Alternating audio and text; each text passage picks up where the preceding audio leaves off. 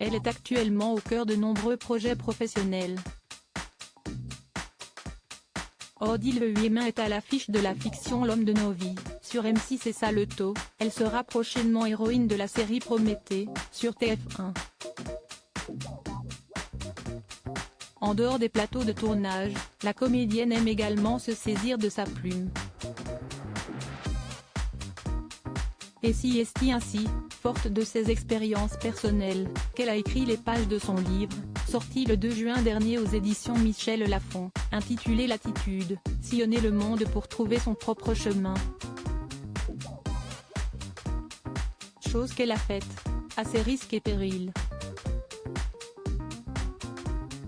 J'ai eu une peur immense quand j'ai décidé de partir au Groenland, j'ai eu une peur immense, admet-elle dans le magazine La Fringale culturelle.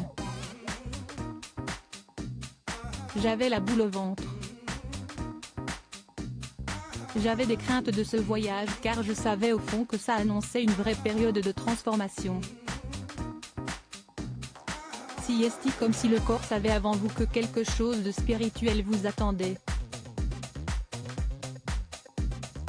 Ma sécurité a été de confier ce voyage à une agence dans le cas où ça n'allait pas, je savais que je pouvais compter sur eux. J'ai quand même fait quelques imprudences. Siesti là où se situe le danger. En se baladant dans le Grand Nord, l'ancienne star de la série Profilage a pris de grandes précautions. Ce qui ne l'a pas empêché de littéralement frôler la mort. Si un bout de glacier tombe, Siesti la porte ouverte à un tsunami après avoir passé une nuit très venteuse dans une cabane, située dans un flanc de colline. Odile Huimin a décidé de suivre une famille française croisée lors d'une randonnée au pied d'un glacier. Il voulait couper le trajet par la moraine, se souvient-elle.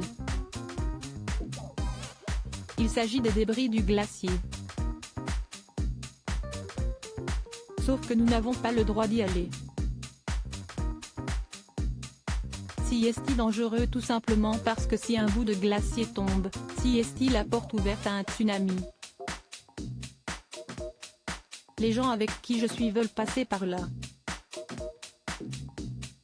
Et moi, ayant peur des ours polaires, je ne veux pas partir seule de mon côté. Je les ai donc suivis. Nous sommes alors passés par ce chemin. Et le lendemain, il y a eu un tsunami et 10 morts. Si ce tsunami avait eu lieu quelques heures avant, lors de notre passage, nous ne serions plus là. Le destin a, heureusement, bien fait les choses pour elle. Retrouvez l'interview intégrale d'Odile Huimin dans le magazine La Fringale culturelle du 6 janvier 2023.